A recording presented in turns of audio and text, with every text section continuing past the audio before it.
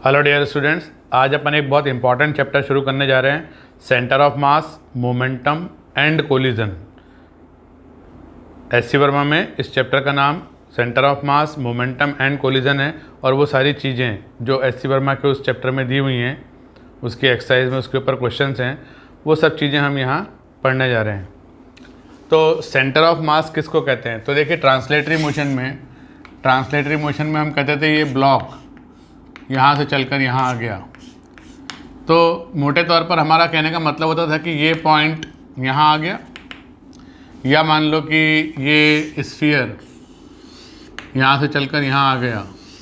तो particle dynamics के हिसाब से इसको अगर पार्टिकल कंसीडर करना है तो हम इसके पूरे मास को एक पॉइंट मास के रूप में इसके सेंटर पर रखा हुआ मानते थे।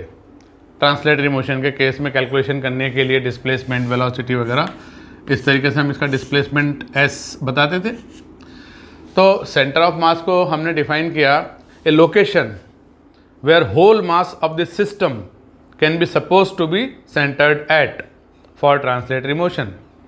अभी तक हम एक पार्टिकल की बात करते आ रहे थे, अब हम एक सिस्टम ऑफ पार्टिकल की बात करेंगे और उस सिस्टम ऑफ पार्टिकल्स का टोटल मास किसी एक पॉइंट पर अगर हम लोकेट करके उसका फील ला सकते हैं, कैलकुलेशंस उससे कर सकते हैं ट्रांसलेटरी मोशन के लिए, तो उस लोकेशन को सेंटर ऑफ मास कहेंगे। वहाँ पे कोई मास होना ज़रूरी नहीं है, वो बॉडी के अंदर भी हो सकता है, बॉडी के बाहर भी हो सकता है, ये बॉडी के ऊपर डिपेंड करता है। तो मैं अगर सेंटर ऑफ मास डिफाइन करूँ, करना ही चाहिए, चैप्टर शुरू हुआ तो centre of mass is a location where whole mass of the system can be supposed to be centered at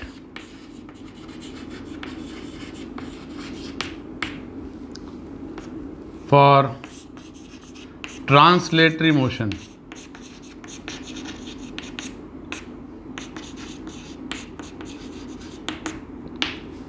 तो देखिए, जो ज्योमेट्रिकली सिमेट्रिक बॉडीज़ हैं, जैसे कि हमने क्यूब कहा, ये डिस्क हो सकती है, ये स्फीयर हो सकता है, ये रिंग हो सकता है, इनका सेंटर ऑफ मास इनके ज्योमेट्रिक सेंटर पर होता है।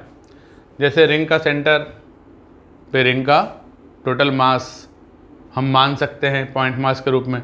तो ये बात ध्यान रहे कि अगर ये रिंग है तो इसके सेंटर पर तो कोई मास है ही नहीं, वहाँ तो हवा है, हवा। लेकिन वहाँ पर हमने पूरे मास को सेंटर ऑफ मास के रूप में वहाँ पर उस लोकेशन पर रखा हुआ माना। तो सेंटर ऑफ मास लोकेशन पर कोई मास का होना ज़रूरी नहीं है। ऐसे मान लीजिए कि एक सिलेंडर है। देखो, सिलेंडर बोला तो इसका मतलब सॉलिड सिलेंडर, कोन बोला तो इसका मतलब सॉलिड कोन, स्फीयर बोला तो इसका मतलब सॉलिड स्फीयर। अगर वो हॉलो है तो आपको हॉलो वर्ड बोलना पड़ेगा। तो इसका जो सेंटर है, यहाँ पर इसका सेंटर ऑफ मास आ जाएगा, चाहे ये हॉलो सिलेंडर हो चाहे ये सॉलिड सिलेंडर हो। ये एक सिमेट्रिक बॉडी है तो इसके ज्योमेट्रिक सेंटर पर इसका सेंटर ऑफ मास आ जाएगा। तो एक ये पॉइंट है, पॉइंट टू बी नोटेड, कि for geometrically symmetric bodies center of mass lies on its geometric center। ये बात आप ध्यान रखना, ये सिमेट्री से ऐसा कहा जा सकता है। तो ये तो हमें एक फील आया, जैसे कि रावण का सेंटर ऑफ मास कहाँ था? तो उसके नाभि में। मतलब मोटे तौर पर हम बात सोचें कि एक व्यक्ति है, उसका सेंटर ऑफ मास कहाँ होगा? तो मास डिस्ट्रीब्यूशन के आधार पे नीचे लेग्स का मास तो कम है, सारा मास यहाँ धड़ में है, तो ये मास जो है ये कहाँ पर सेंटर्ड माना जाए? तो इस पार्ट के कहीं मिड में यहाँ ये सेंटर ऑफ मास आ जाएगा। तो मास डिस्ट्रीब्यूशन के हिसाब से वो सेंटर लोकेशन होना चाहिए, ऐसा हमें फील आ रहा है सेंटर ऑफ मास को लेकर। अब मैथमेटिकली इसको कैसे डिफाइन किया, फॉर्मूला क्या दिया जिससे कि सेंटर ऑफ मास निकाला जा सके, तो दो केस बनेंगे, एक तो डिस्क्रीट मास सिस्टम मतलब अलग अलग पार्टिकल का एक ग्रुप है, उसका सेंटर ऑफ मास लोकेट करना है, या फिर एक कोई कंटिन्यूस मास डिस्ट्रीब्यूशन है जैसे कि रॉड या डिस्क या स्फीयर या कोन, उसका सेंटर ऑफ मास कहाँ होगा, तो वो इंटीग्रेशन की टेक्निक से निकाला जाता है। तो दोनों के लिए किस तरीके से सेंटर ऑफ मास लोकेट करने के लिए डेफिनेशन बनाई गई है, अब अपन वो देखने जा रहे हैं। तो पहला केस है फॉर डिस्क्रीट मास सिस्टम, मतलब अलग अलग पॉइंट मासेस डिस्ट्रीब्यूटेड है, तो सेंटर ऑफ मास का पोजीशन वेक्टर निकालने का फार्मूला होगा summation mi ri I from 1 to n. Suppose there are n particles, each of mass mi with their position vectors ri.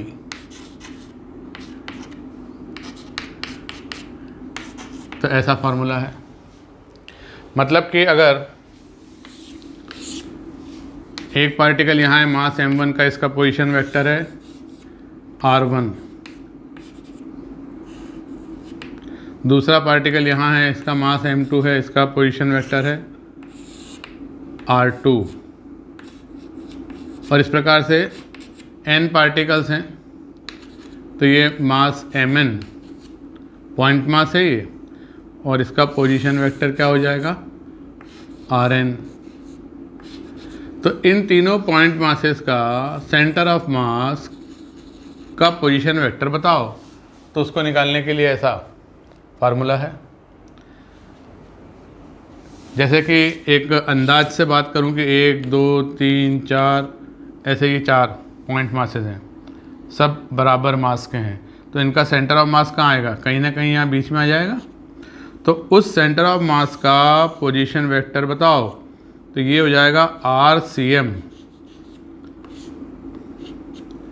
अब मान लीजिए कि सेंटर ऑफ मास का कोऑर्डिनेट XCM, YCM ऐसा है, तो RCM कैसे लिखेंगे, XCM I cap plus YCM J cap. तो इसको मैं आगे लिख रहा हूँ XCM I cap plus YCM J cap is equal to summation I equal to 1 to n mass into position vector of ith mass. तो ith मास के लिए हो जाएगा XI I cap plus YI J cap divided by summation mi from 1 to n। तो आई cap के coefficient को अगर compare करो दोनों साइड, तो हमें मिलता है XCM is equal to summation mi xi upon summation mi 1 to n, ठीक है ना। इसमें आपको x जो है वो विद साइन पुट करना है, पॉजिटिव है तो पॉजिटिव और नेगेटिव है तो नेगेटिव, जो भी कोऑर्डिनेट हो। और इसी प्रकार से YCM कितना आएगा, summation mi yi upon summation mi from 1 to n। तो इसमें xi हो चाहे yi हो, इन दोनों को विथ साइन आपको पुट करना है फार्मूले में। तो सेंटर ऑफ मास का x कोऑर्डिनेट तथा y कोऑर्डिनेट निकाला जा सकेगा। ये फार्मूला हो गया। ये किसके लिए है, डिस्क्रीट मास सिस्टम के लिए, पॉइंट मासेस का ग्रुप है। अगर कंटिन्यूस मास डिस्ट्रीब्यूशन होगा तब क्या फार्मूला होता है, देखिए। तो सेकंड है फॉर कंटिन्यूस मास सिस्टम। इसमें RCM निकालने का फार्मूला है, भाई इंटीग्रेशन का मतलब क्या होता है, समेशन ऑफ इन्फानाइट टर्म्स। तो सिग्मा की जगह अपन ने इंटीग्रेशन का साइन लगाया,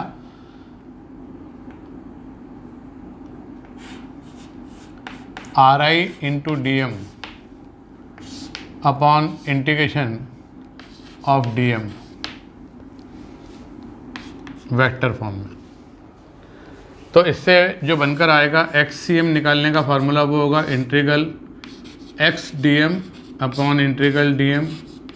अपन इसको X I cap plus Y J cap लिखेंगे, इसको X C M I cap plus Y C M J cap लिखेंगे जैसे पहले लिखा था।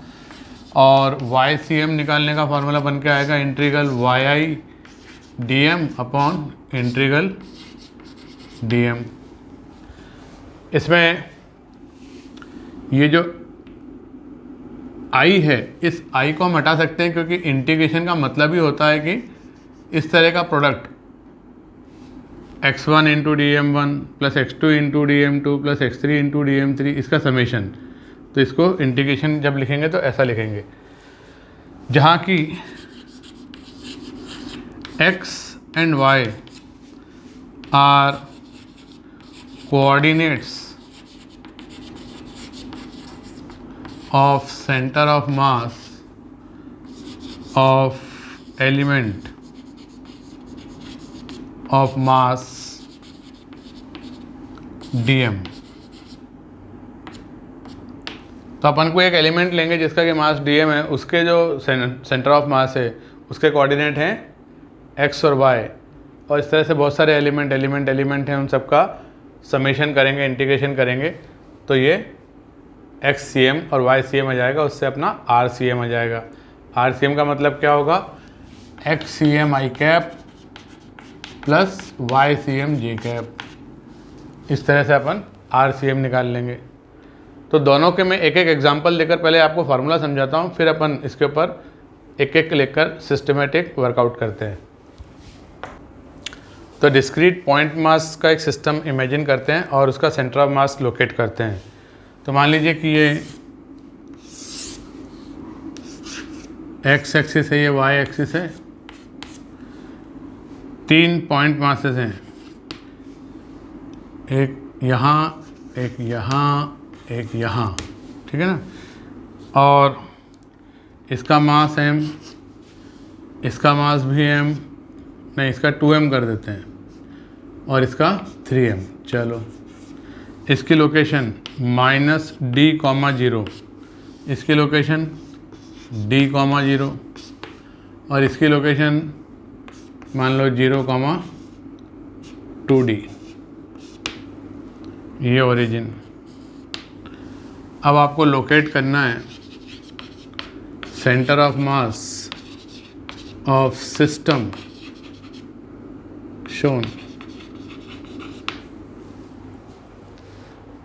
तो 3 पॉइंट मासेस हैं, फार्मूला यूज क्या होगा, X C M is equal to m1x1 plus m2x2 plus m3x3, discrete masses है, summation of mi xi upon summation of mi m1 plus m2 plus m3।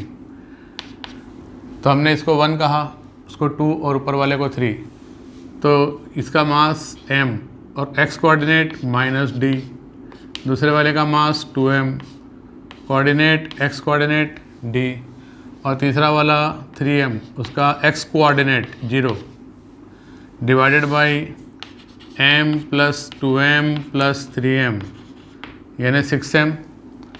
तो ये हुआ 6m, और ऊपर कितना आएगा m इंटू d, ये तो 0 हो गया, 2md माइनस md है ना, md, m से m कैंसिल हुआ तो कितना आया d/6। एक काम ख़त्म। फिर निकाला वाई सी m, formula m1y1 plus m2y2 plus m3y3 upon m1 plus m2 plus m3।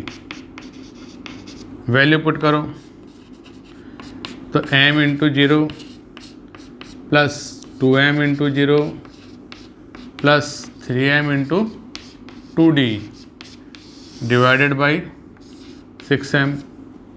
तो वाई सी एम कितना आया, ये है 6md और ये 6m, तो बचा क्या d। तो आंसर क्या हुआ कि सेंटर ऑफ मास का x कोऑर्डिनेट तो है d/6 और y कोऑर्डिनेट है d। ये आंसर हो गया। इस तरह से summation m I x I upon summation m I y I upon summation m I formula use करते हैं। अब एक कंटिन्यूस मास सिस्टम की बात करते हैं, जैसे कि एक रॉड यूनिफॉर्म रॉड है। अब कुछ नहीं कहा जाएगा तो यूनिफॉर्म ही मानना पड़ेगा। इसका मास कुछ होगा m, इसकी लेंथ है मान लीजिए l। इसका सेंटर ऑफ मास निकालना है, तो हमने इसको x एक्सिस पर रखा माना। तो रॉड कहाँ है? तो रॉड ये इस तरह से x एक्सिस पर रखिए। थिन है ये, थिन। मैं तो काफ़ी मोटी बना रहा हूँ कि आपको अच्छे से दिखे, बाकी एक लाइन से भी ड्रॉ कर सकते हैं। इसकी लेंथ कितनी है? इसकी लेंथ l है। अब ये ओरिजिन, इसका सेंटर ऑफ मास निकालना है, तो क्या करेंगे? इसको बहुत सारे पॉइंट मास से मिलकर बना हुआ मानो, इनफाइनाइट पॉइंट मासेस से मिलकर बना हुआ मानो। तो y CM 0 आएगा, क्योंकि MI YI में YI सभी का y कोऑर्डिनेट सेंटर 0 होगा, तो सेंटर ऑफ मास का भी y कोऑर्डिनेट 0 होगा। अब XCM निकालने के लिए यहाँ से x डिस्टेंस पर एक छोटा सा एलिमेंट dx लेंथ का कंसिडर करो, तो ये पॉइंट मास के रूप में माना जा सकता है।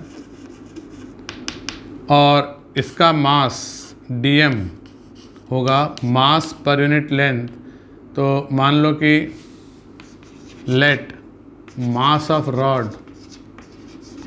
कितना है? m। तो mass per unit length into length, ऐसा dm आ जाएगा। और इसके कोऑर्डिनेट क्या आएंगे? तो एट x, 0।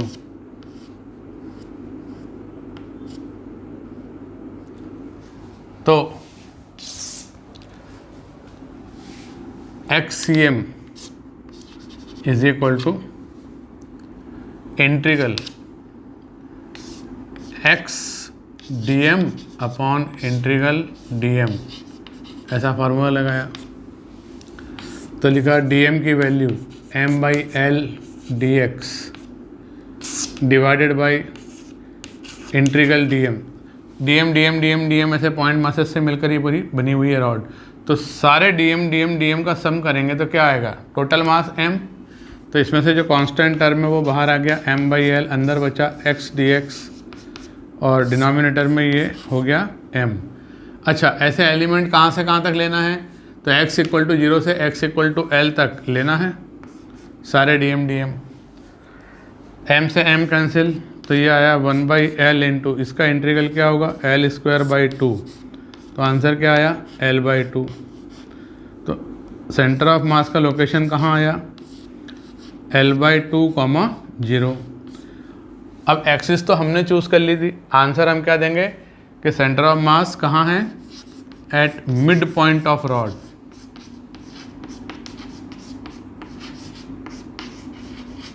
कैसी भी रख लो रॉड को, आड़ी टेढ़ी खड़ी, उसके मिड पॉइंट पर उसका सेंटर ऑफ मास आ जाएगा। तो इस तरह से इंटीग्रेट करके हमने निकाला। फॉर 2 पॉइंट मास सिस्टम, अब हम डिस्क्रीट मास सिस्टम के ऊपर काम करना शुरू करते हैं। तो हमने 2 पार्टिकल्स लिए जिनके मासेस m1 m2 है और उनके बीच की डिस्टेंस d है। तो बताओ उसका सेंटर ऑफ मास कहाँ होगा? तो मैं ऐसे चलूँगा बोर्ड पर। तो मेरा हेडिंग है फॉर 2 पॉइंट मास सिस्टम। एक का मास है m1 और दूसरे का मास है m2। इनके बीच का सेपरेशन है d। निकालना है हमको centre of mass, locate centre of मास। तो मैंने यहाँ पर ओरिजिन मान लिया, इसको वाई एक्सिस कहा, इसको एक्स एक्सिस कहा, और कोऑर्डिनेट लिखे तो m1 का कोऑर्डिनेट क्या होगा 0,0 और m2 का कोऑर्डिनेट क्या होगा d,0, ठीक है ना। अब दोनों के y कोऑर्डिनेट 0 है, y1 भी 0, y2 भी 0, तो YCM 0 होगा। तो एक चीज़ तो मुझे पता पड़ गई कि YCM मैंने पहले निकाला m1 y1 plus m2 y2 upon m1 plus m2 करा तो ये 0 आ गया, क्योंकि y1 y2 दोनों 0 हैं। अब XCM निकालने चला, फार्मूला लगाया m1 x1 plus m2 x2 upon m1 plus m2, तो XCM आया m1 into 0 plus m2 into d upon m1 plus m2, मतलब XCM is equal to m2 upon m1 plus m2 into d. तो मैं ये कह सकता हूँ कि अगर ये m1 है, ये m2 है, तो ये जो डिस्टेंस है सेंटर ऑफ मास की, इसको मैं x1 कह रहा हूँ m1 से डिस्टेंस, और m2 से डिस्टेंस कितनी है x2, तो ये मेरा XCM क्या आया, तो ये सेंटर ऑफ मास का x कोऑर्डिनेट आया XCM, है ना, ये XCM आया, मतलब x1। तो इससे मुझे मिला कि x1 is equal to m2d upon m1 plus m2 है। तो x2 कितना होगा, x2 होगा d माइनस x1, तो x2 आया m1d upon m1 plus m2। कैसे, अरे भाई इन दोनों को ऐड करो तो d आ जाएगा, x1 प्लस x2 मिलाओगे तो इन दोनों के बीच का सेपरेशन कितना है d, वो आ जाएगा। तो यहाँ से मैं एक चीज़ और देख रहा हूँ कि x1 upon x2 is equal to m2 upon m1 ऐसा आ रहा है। तो मतलब m1 अगर है बड़ा तो x1 होगा छोटा, मतलब centre of mass will lie near to the heavier mass, centre of mass lies near heavier mass, ऐसा मैं कह सकता हूँ। दूसरी बात कि इसी एक्सप्रेशन को अगर मैं ऐसे कहूँ कि m1 x1 is equal to m2 x2, तो इसका मतलब ये होगा कि अगर मैं सेंटर ऑफ मास पर खड़ा हो जाऊं तो इस तरफ का मास m1 डिस्टेंस x1, इस तरफ का मास m2 x2 डिस्टेंस। तो जैसे फोर्स इनटू परपेंडिकुलर डिस्टेंस से अपन क्या निकालते हैं, मोमेंट ऑफ ए फोर्स, वैसे अभी हम मोमेंट ऑफ मास निकाल रहे हैं, m1 x1 इधर और m2 x2 इधर, ये बराबर है। सेंटर ऑफ मास ऐसी लोकेशन होगी जहाँ पर खड़े होकर आप देखेंगे तो उसके एक साइड का मास मूवमेंट उसके अपोजिट साइड के मास मूवमेंट के बराबर होगा। तो हम यहाँ से क्या लिख सकते हैं कि मास मूवमेंट मतलब mass into distance on both side of centre of mass are equal. ये दूसरी पॉइंट आई। और क्या कह सकते हैं, देखिए, तो देखिए हमने क्या पाया कि mass movement on both sides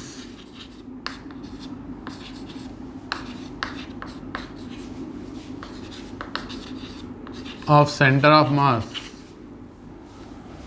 are equal. Therefore, we can also say that center of mass lies on axis of symmetry.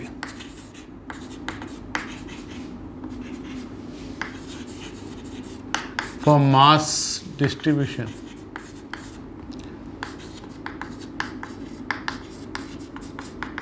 मतलब क्या, जैसे कि एक सिलेंडर है, इसकी एक्सिस ऑफ सिमेट्री एक तो ये है और एक सेंटर से जाने वाली ये है। तो आप अगर इस एक्सिस पर खड़े हो जाते हो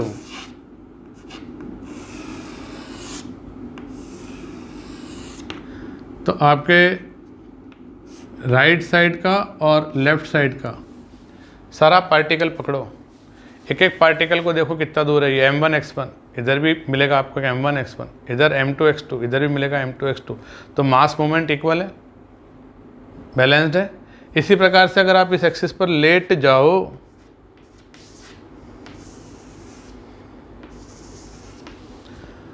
तो जो ऊपर एक पार्टिकल मिलेगा m1 y1 और नीचे एक मिलेगा m1 y1, same distance same mass, तो मास मोमेंट इस एक्सिस के अबाउट भी सेम आ रहा है। तो जो एक्सिस ऑफ सिमेट्री है, एक ये है एक ये है।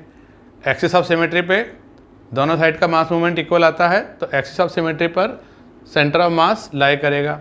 अब दो एक्सिस ऑफ सिमेट्री अगर हैं, दोनों पर सेंटर ऑफ मास लाई कर रहा है, तो इसका मतलब एक ही लोकेशन है point of intersection of this axis of symmetries, वहाँ पर सेंटर ऑफ मास लोकेटेड होगा। तो उस हिसाब से एक डिस्क है, रिंग है या स्फीयर है, इसकी तो बहुत सारी एक्सिस ऑफ सिमेट्री होती हैं। इन सब पर सेंटर ऑफ मास को लाई करना है, मतलब कहाँ लाई करेगा, उसके ज्योमेट्रिक सेंटर पे। तो तीसरा पॉइंट अपन ये लिख सकते हैं कि centre of mass of geometrically symmetric bodies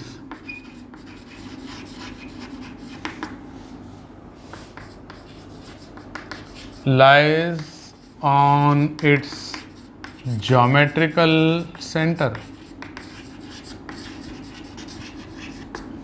जैसे रॉड है तो रॉड का मिड पॉइंट, ये एक्सिस ऑफ सिमेट्री है, ये l/2 और ये भी l/2,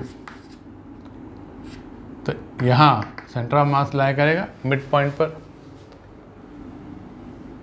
तो ये कुछ बातें सेंटर ऑफ मास को लोकेट करने के लिए बहुत काम आती है, खासकर ये कि mass moment on both sides of centre of mass are equal. तो देखना इसका यूज़ करके दिखाता हूँ। तो देखिए एक क्वेश्चन मास मोमेंट इक्वेट करने वाला, क्या उसका फंडा है देखना कि ये मान लीजिए y एक्सिस है, ये x एक्सिस है और एक पार्टिकल यहाँ रखा है मास m का, और ये डिस्टेंस कितनी है d। एक और पॉइंट मास है, उसका भी मास m है, वो ओरिजिन से 2d डिस्टेंस पर, दोनों के बीच में डिस्टेंस d। कहाँ रखूँ मैं तीसरा और अंतिम point mass of mass 2m, ये आपको निकालना है x, so that find x so that center of mass lies at origin। ऐसा क्वेश्चन बनाया। तो सेंटर ऑफ मास कहाँ है, सेंटर ऑफ मास यहाँ है। तो दो तरीके हो सकते हैं काम करने के, मैं दूसरा तरीका प्रेफर करूँगा। पहला तरीका क्या है कि भाई सबके y कोऑर्डिनेट का तो कोई मतलब नहीं, सबके y कोऑर्डिनेट 0 हैं, तो हमारे पास फार्मूला है कि xm is equal to m1 x1, x एक डिस्टेंस है, plus m2 x2 plus m3 x3 कितना होगा 2d divided by total mass 2m plus m मतलब 4m। तो ये 0 है ऐसा बताया गया, क्योंकि सेंटर ऑफ मास कहाँ लोकेटेड है, एक्सियम क्या है 0। तो हमारे पास न्यूमरेटर 0 है, न्यूमरेटर 0 होने का मतलब हमारे पास क्या है 2m into minus x plus m into d plus m into 2d is equal to 0। तो इसी को मैं दो स्टेप अवॉइड करके डायरेक्ट लिखता कि 2m into x is equal to m into d plus m into 2d। तो इसका मतलब समझ रहे हो मैं क्या कह रहा हूँ कि mass moment on both sides of centre of mass are equal, वो इक्वेट किया मैंने।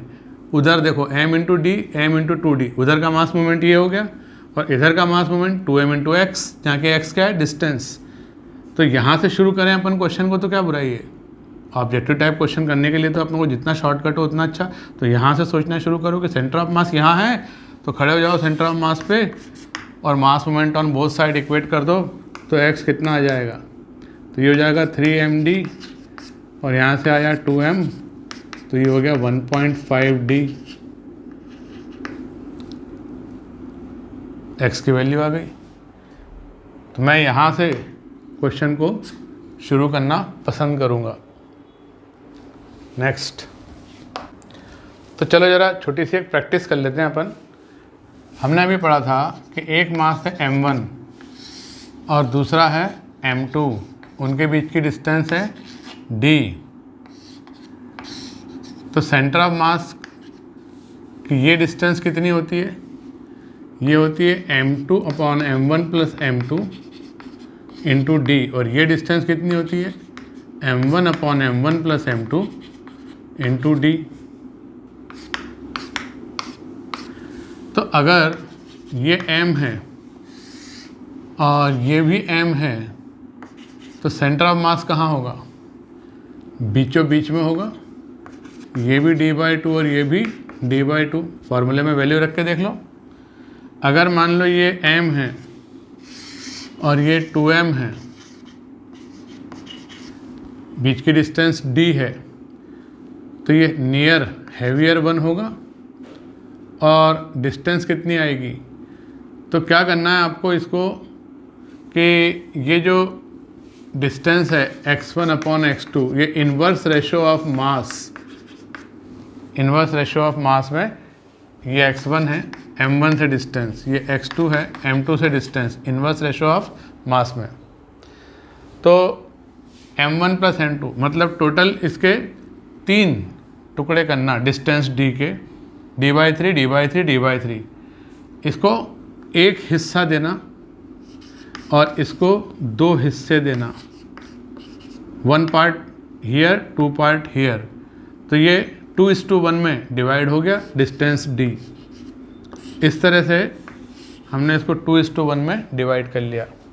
मान लो कि इधर 2m होता और इधर 3m होता और उनके बीच की डिस्टेंस वही d होती, तो अपन कितने पार्ट करते हैं d के, 5 equal parts, d/5 d/5 d/5। और इसके पास में आना है सेंटर ऑफ मास, तो यहाँ पर इसको 2 पार्ट्स देते d/5 के और इसको 3 पार्ट्स देते d/5 के, और इस तरह से ये इनके बीच की डिस्टेंस d 3:2 के रेशो में डिवाइड हो गई। तो अगर कोई क्वेश्चन आपको ऐसा मिले तो फटाफट आप डिस्टेंसेस कैलकुलेट कर लेना। तो एक सिचुएशन देखिए, x एक्सिस y एक्सिस, एक पॉइंट मास यहाँ है -d,0 मास m, एक पॉइंट मास यहाँ है, ये भी मास m d,0, और एक पॉइंट मास यहाँ है, ये भी मास m है, लेकिन इसकी डिस्टेंस तो यहाँ से 3d है, मतलब इसके कोऑर्डिनेट 0, 3d ऐसा हो जाएगा।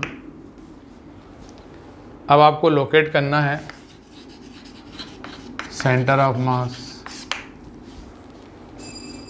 तो एक तरीका तो वो है कि xCm = m1 x1 + m2 x2 + m3 x3 ऐसा करो, और एक और तरीका ये है कि इन दोनों का पहले निकाल लो। सेंटर ऑफ मास ओरिजिन पर आएगा, मिड पॉइंट पर, यहाँ पर ये पूरे मास को रखा हुआ मान सकते हैं 2m, फिर इस 2m और इस m का सेंटर ऑफ मास निकाल लो।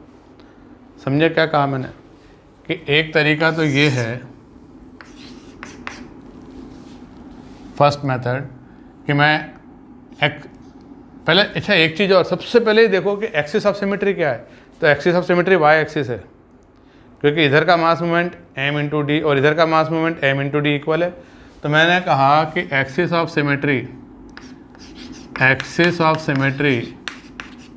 भाई जो मैंने पढ़ा उसका यूज़ करना शुरू करूँ मैं, बार बार फार्मूला लगा के फर्स्ट स्टेप से क्यों शुरू करूँगा। Axis of symmetry is y axis, therefore centre of mass lies on y axis, therefore xcm is 0। तो सेंटर ऑफ मास कहीं यहाँ y एक्सिस पर होगा। अब मेरे को निकालना है सिर्फ YCM, क्योंकि XCM तो 0 आ गया। तो YCM निकालने के लिए M1 Y1 plus M2 Y2, इसको मैंने 1 कहा, उसको 2 और ऊपर वाले को 3, M3 Y3 divided by M plus M plus M 3M। तो YCM कितना आया D। तो मेरा सेंटर ऑफ मास का कोऑर्डिनेट आया 0, D। अब मैं इसको दूसरे मेथड से बता रहा हूँ, ये तो पहली मेथड हो गई। इसको मौखिक कर देंगे कैसे कि इस M और इस M का पूरा मास यहाँ 2M इसके सेंटर ऑफ मास पर रखा हुआ मान सकते हैं। इस सिस्टम को मैंने 2 सब सिस्टम में डिवाइड कर दिया, एक सब system consisting of these 2 particle और एक सब सिस्टम ये अकेला पार्टिकल। तो ये है 2M यहाँ, और इस 2M का इस M के साथ निकालना हो और ये डिस्टेंस कितनी है, ये है 3D। तो 2:1 के रेशो में डिवाइड करो तो ये D हो जाएगा, ये 2D हो जाएगा। तो सेंटर ऑफ मास का कोऑर्डिनेट क्या आया 0, D। तो इस तरह से एक सिस्टम को मैनी सब सिस्टम्स में हम डिवाइड कर सकते हैं और उनके मासेस को पॉइंट मासेस के रूप में उन सब सिस्टम्स के सेंटर ऑफ मासेस पर लोकेटेड मान सकते हैं for the calculation of final centre of mass of A system. तो इसको मैं पूरा थ्योरेटिकली लिख कर समझाता हूँ। तो ऐसा कहा कि to calculate center of mass of a system, it can be divided into many subsystems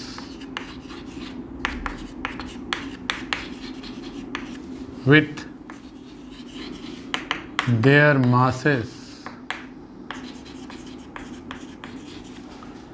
placed as point masses at their respective center of masses। मतलब ये है कि जैसे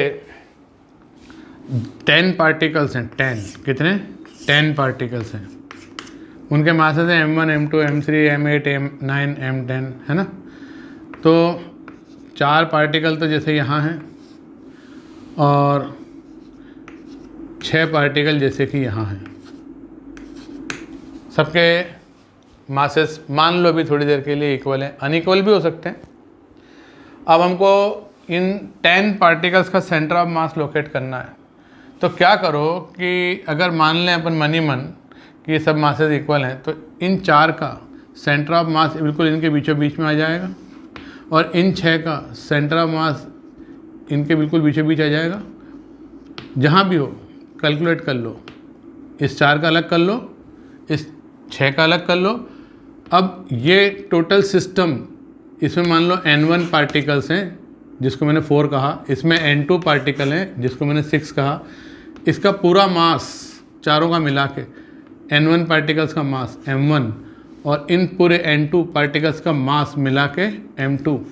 अब ये 2 पॉइंट मासेस मुझे दिख रहे हैं, इन दोनों का सेंटर ऑफ मास फाइनल कुछ यहाँ आएगा, ये मेरा फाइनल सेंटर ऑफ मास हो जाएगा ऐसा।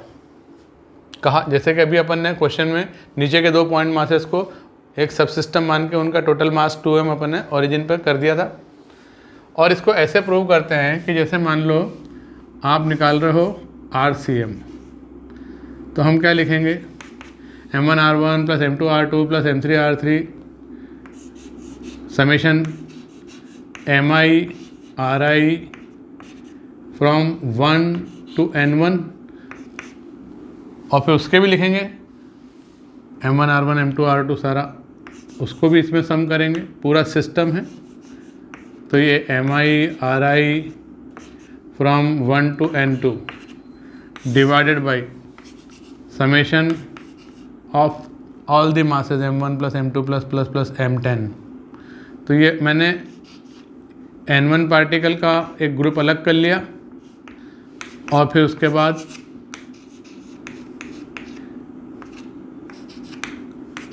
N2 पार्टिकल का ग्रुप अलग कर लिया। तो मैं ऐसा लिख सकता हूँ।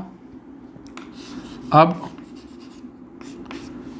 मैं इस एक सब सिस्टम के टोटल मास को लिख रहा हूँ M1 और दूसरे वाले का टोटल मास है M2। ऊपर इसको मैं क्या लिख सकता हूँ, इसको लिख सकता हूँ M1 RCM1। सोचो RCM1 क्या होगा, समेशन MI/RI अपॉन M1। तो ये क्या हो जाएगा M1 × RCM1, और इसी प्रकार से ये क्या हो जाएगा M2 × RCM2। तो मैंने 2 सब सिस्टम में जिनके टोटल मासेस M1 M2 है सिस्टम को डिवाइड कर लिया, और फाइनल सेंटर ऑफ मास निकालने के लिए मैंने इन दोनों के टोटल मासेस M1 और M2 को पॉइंट मासेस के रूप में इनके centre of masses RCM1 RCM2 पर रखा हुआ माना। तो ये RCM1 हो जाएगा और ये RCM2 हो जाएगा, और ये फाइनल RCM हो जाएगा, सिस्टम के सेंटर ऑफ मास का पोजीशन वेक्टर। तो ऐसा हम लिख सकते हैं। ये स्टेप समझ में आई कि नहीं आई भाई? RCM1 निकालोगे तो क्या करोगे, N1 पार्टिकल को देखोगे, उनका समेशन MI/RI करोगे, कितने पार्टिकल हैं N1, और फिर इसमें डिवाइड करोगे किससे, उसके पूरे मास M1 से, summation MI for N1 particles. तो ये इसकी वैल्यू M1 RCM1 ऐसे लिख लिया अपन ने। तो बड़ा काम की चीज़ है ये, देखिए। तो एक क्वेश्चन बनाया कि एक रॉड ये है, इसका मास M और लेंथ L, और एक बिल्कुल इसके मिड पॉइंट पर अपन ने ज्वाइन करी, ऐसा T बनाया, इसका मास 2M और लेंथ 2L। इसको मैंने x एक्सिस कहा और इसको मैंने y एक्सिस कहा, और लोकेट करना है centre of mass. Locate centre of mass of system of 2 rods. तो कुछ नहीं कहा गया तो वो यूनिफॉर्म रॉड मानी जाएंगी। तो इस रॉड का सेंटर ऑफ मास इसके मिड पॉइंट पर M रखा हुआ पॉइंट मास के रूप में, और इस पूरी का इसके मिड पॉइंट पर पॉइंट मास के रूप में 2M। ये डिस्टेंस कितनी है L, क्योंकि टोटल लेंथ है 2L। अब इन दोनों पॉइंट मासेस का सेंटर ऑफ मास हेवियर के पास यहाँ आएगा। 2:1 के रेशियो में डिवाइड करना है L को, तो ये हो जाएगा 2L/3 और ये हो जाएगा L/3। तो सेंटर ऑफ मास जो फाइनल आया, इसके कोऑर्डिनेट क्या बने, 0, -2L/3 ये सिस्टम का सेंटर ऑफ मास आ गया। ठीक है, मिटाया जाए। अगला क्वेश्चन देखिए, इसी थ्योरम ऑफ एडिशन पर ही, कि ये एक्स एक्सिस, ये वाई एक्सिस, एक स्क्वायर है जो यहाँ ओरिजिन से टच करता हुआ ऐसा रखा है। स्क्वायर प्लेट और उसकी साइड है d/d।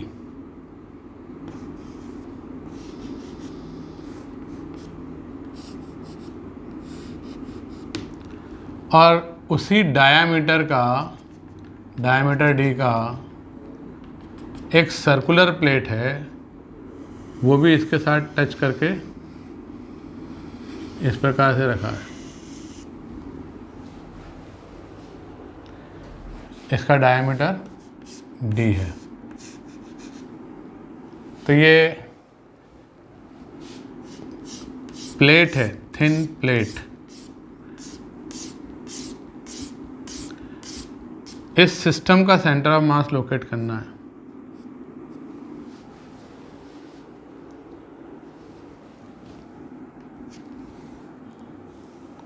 Locate centre of mass of two plates as shown.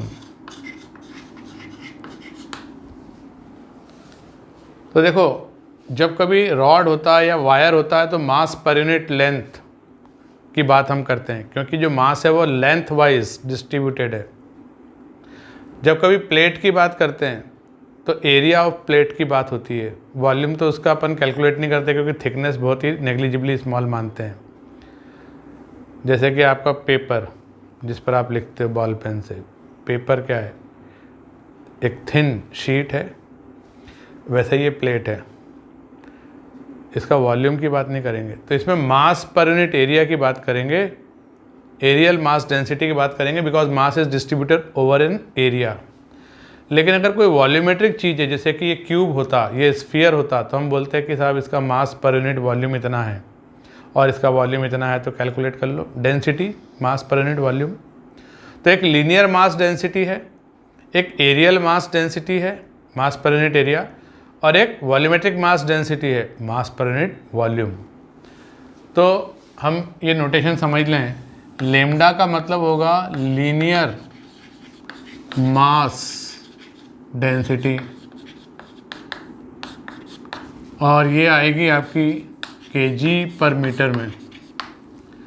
Sigma से मेरा मतलब होगा एरियल या एरिया मास डेंसिटी, और इसका यूनिट होगा kg/मीटर² में। तीसरा होगा रो, ये होगा वॉल्यूमेट्रिक मास डेंसिटी, और इसकी यूनिट आएगी kg/मीटर³। आगे ये नोटेशन अपन यूज़ करेंगे। तो यहाँ पर मास पर यूनिट एरिया की बात चल रही है। अब ये बताओ कि स्क्वायर प्लेट का मास ज़्यादा होगा या सर्कुलर प्लेट का? तो ऑब्वियसली इसका एरिया ज़्यादा है। इसमें तो ये कट पार्ट है ना, यहाँ पर तो मेटल है नहीं, शीट है नहीं, तो इसका मास ज़्यादा है। तो मास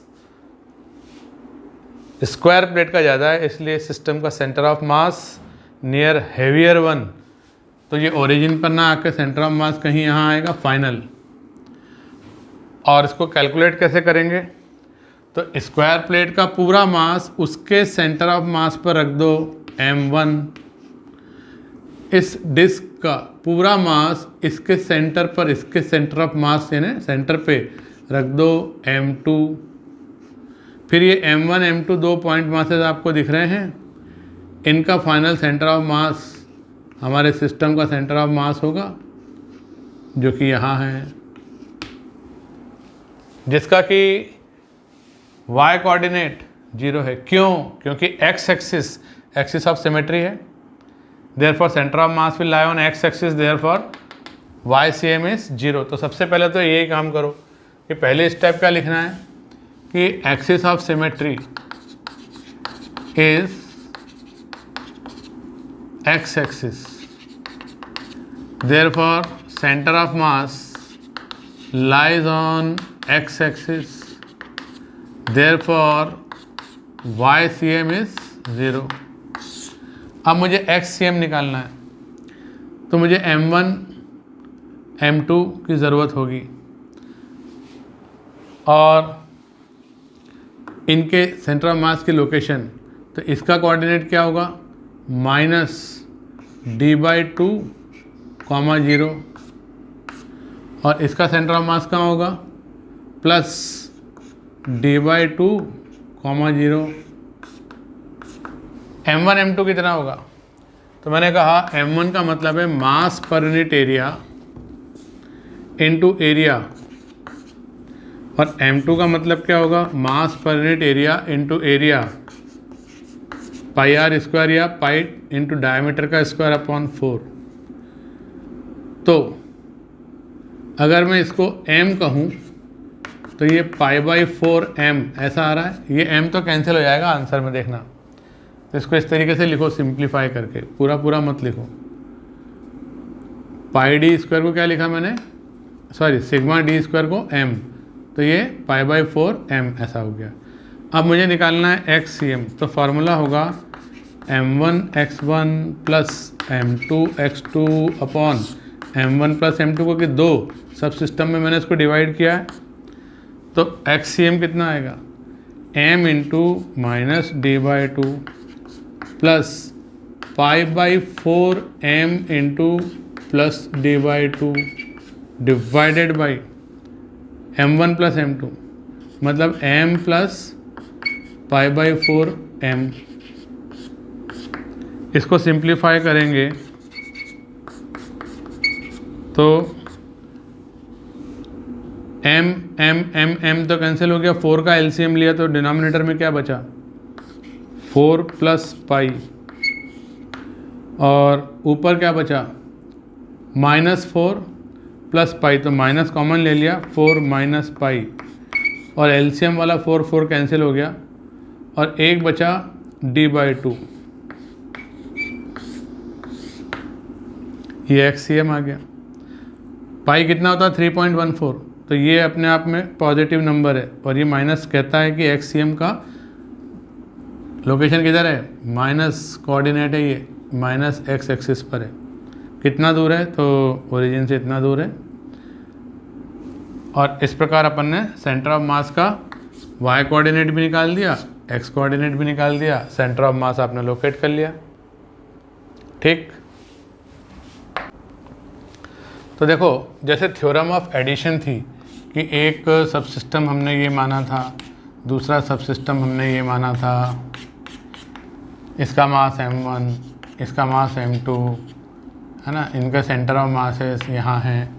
तो हमने फाइनल सेंटर ऑफ मास निकालने के लिए क्या फार्मूला यूज़ किया था, m1x1 plus m2x2 upon m1 plus m2। इसी प्रकार से m1y1 plus m2y2 upon m1 plus m2 से YCM आ जाएगा। ये थ्योरम ऑफ एडिशन है, दो सब सिस्टम को ऐड करके पूरा सिस्टम बनाया। लेकिन मान लो कि एक ऐसी डिस्क है, उस डिस्क में से अपन ने एक डिस्क कट करके बाहर निकाल दी, बाकी बची ये डिस्क विथ ए होल। इसका सेंटर ऑफ मास निकालना है, तो इसके लिए फार्मूला क्या होगा, इसके लिए फार्मूला होगा XCM, मतलब ये जो ऑब्जेक्ट है ना, रिमेनिंग ऑब्जेक्ट, पूरी डिस्क में से एक कट पार्ट अलग कर दिया, तो इसका centre of mass, remaining part का centre of mass is equal to m total x total minus m cut x cut upon m remaining. m remaining मतलब m total minus m cut. ऐसा कैसे लिखा, तो समझो टोटल का मतलब ये पूरी, ये पूरी जो है ये टोटल, और ये छोटा सा जो कट पार्ट है ये कट पार्ट, और ये जो बचा ना जो आपको दिख रहा है ये रिमेनिंग पार्ट है।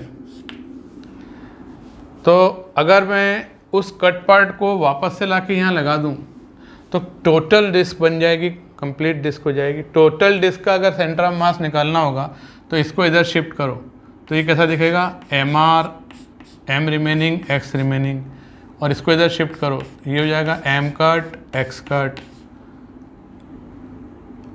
Is equal to M total X total.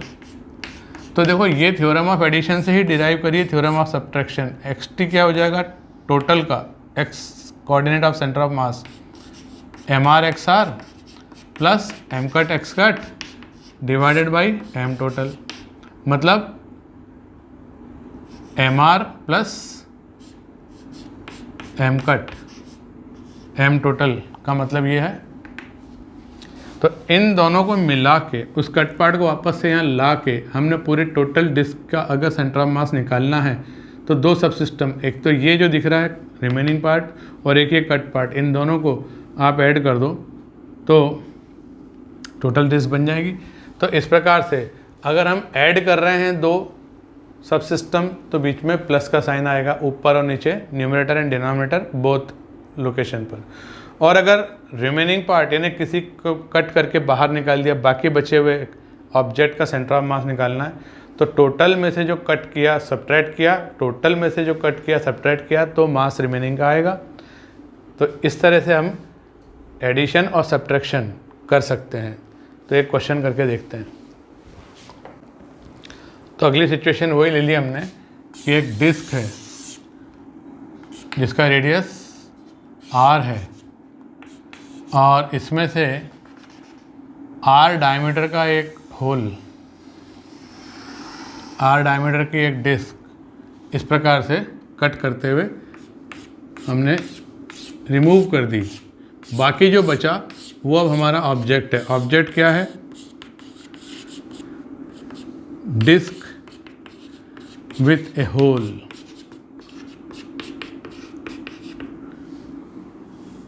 ये मान लीजिए एक्स एक्सिस है, ये मान लीजिए वाई एक्सिस है। तो लोकेट करना है इट्स सेंटर ऑफ मास, ऐसा क्वेश्चन बनाया।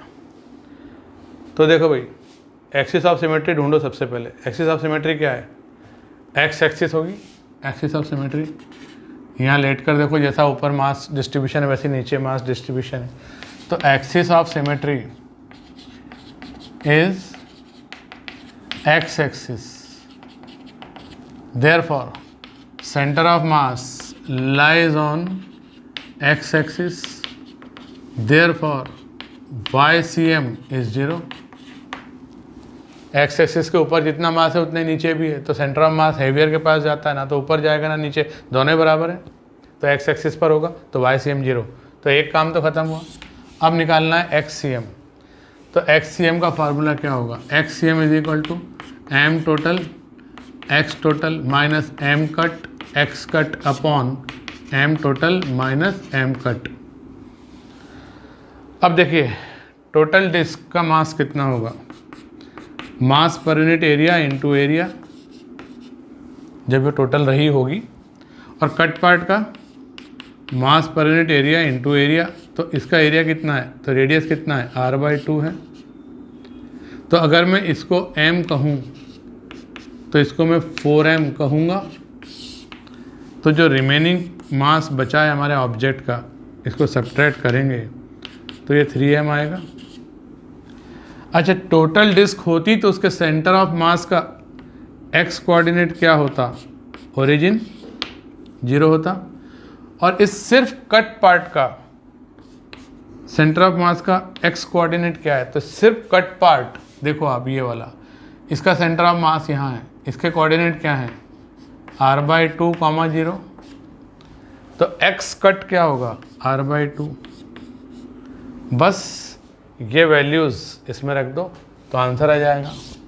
तो मैंने वैल्यूज़ रखी XCM is equal to M total मतलब 4M into 0 minus M cut M X cut R/2 divided by 3M। तो XCM कितना आया, ये तो 0 हो गया, यहाँ से -r/6। तो आंसर क्या आया? -r/6, 0। ये फाइनली सेंटर ऑफ मास की लोकेशन कोऑर्डिनेट्स आपने फाइंड कर लिए। इस तरह से ये थ्योरम ऑफ सब्ट्रैक्शन हो गई। एक और क्वेश्चन करते हैं। तो देखिए, उसी डिस्क में से इस बार 2 डिस्क कट करके बाहर निकाली। एक r/2 डायमीटर का डिस्क यहाँ और एक r/2 डायमीटर का डिस्क यहाँ। ये कट करके बाहर निकाल दिया। जो बाकी मेटालिक पार्ट आपको दिख रहा है वो ये हैचिंग से शो किया हुआ है, ठीक है ना। तो इसका रेडियस कितना हो जाएगा? r/4। और इसका रेडियस कितना हो जाएगा? r/4। और r क्या है? ये पूरा रेडियस है r/4। जब उसको कह रहे हैं तो ये r हो गया। इसका आपको सेंटर ऑफ मास निकालना है of disc with 2 holes.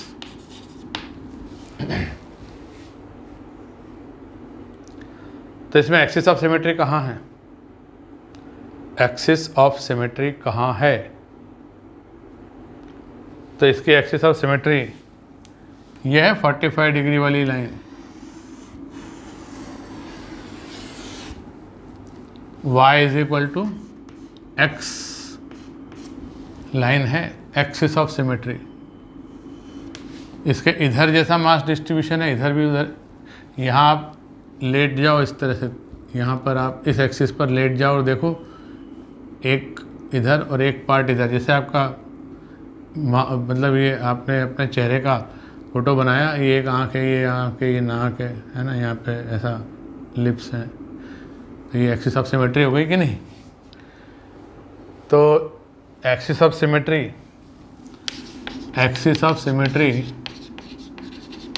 Is y = x line. Therefore, center of mass lies on y = x line. Therefore, ycm = xcm. अब कोई सा भी एक कोऑर्डिनेट निकाल लो, दूसरा कोऑर्डिनेट भी उतना ही आ जाएगा। आप मुझे बताओ, xcm जो है वही ycm है। xcm पॉजिटिव आएगा या नेगेटिव? तो अभी इसको मारो गोली। इसके कट करने से सेंटर ऑफ मास इधर खसका, इधर हैवी हो गया ना। अच्छा, इसको मारो गोली। इसको कट करने से सेंटर ऑफ मास नीचे आया, तो थोड़ा सा लेफ्टवर्ड गया, थोड़ा सा डाउनवर्ड गया, तो सेंटर ऑफ मास यहाँ आ जाएगा भाई साहब। उसके x और y दोनों कोऑर्डिनेट नेगेटिव आने वाले हैं, ऐसा मुझे समझ आ गया। अब xcm निकालने चला मैं, तो ये हो जाएगा m total x total minus m cut 1 x cut 1 minus m cut 2 x cut 2 divided by m remaining. तो mass of total disc sigma into pi R square, mass of cut part 1 कह लो या cut part 2 कह लो, यह sigma into pi R square by 16। तो अगर मैं इसको m कहूँ तो ये 16m होगा। तो m रिमेनिंग कितना होगा? तो m टोटल में से ये 2 कट पार्ट सब्ट्रैक्ट करो, 16m माइनस m, तो ये 14m हो जाएगा। अच्छा, इसका x कोऑर्डिनेट टोटल डिस्क का सेंटर ऑफ मास का x कोऑर्डिनेट ओरिजिन 0 है, m कट 1, तो x कट 1 किसको कह रहे हैं? इसको मैंने 1 कहा और इसको मैंने 2 कहा, ठीक है ना। तो इसका अकेले का x कोऑर्डिनेट यहाँ 3r/4, centre of mass is located at this 3r/4, 0। और x कट 2, तो इसका सेंटर ऑफ मास यहाँ है, तो वो तो y एक्सिस पर है, तो ये 0 हो जाएगा। तो ये वैल्यूज़ इसमें रख दो, तो X C M remaining part का क्या हो जाएगा, M total X total minus M cut 1 X cut 1 minus M cut 2 X cut 2 divided by mass remaining 14m। तो ये कितना आया, तो ये 0 हो गया, ये 0 हो गया, m से m कैंसिल हो गया, -3r अपॉन 56, -3r अपॉन 56। तो आंसर क्या हुआ, जो XCM है वही YCM है, तो -3r by 56 comma -3r by 56, ऐसा मेरा फाइनल सेंटर ऑफ मास का लोकेशन थर्ड क्वाड्रेंट में आ गया। एक्स कोऑर्डिनेट भी नेगेटिव, वाई कोऑर्डिनेट भी नेगेटिव। तो इसको अभी हम लेक्चर को यहाँ स्टॉप करेंगे। नेक्स्ट लेक्चर में हम वेरिएबल मास सिस्टम और जो है पॉइंट मासेस ना लेते हुए लीनियर मास, कंटिन्यूस मास डिस्ट्रीब्यूशन, इस तरह के क्वेश्चंस कुछ बना के हम और सॉल्व करेंगे। Thank you very much.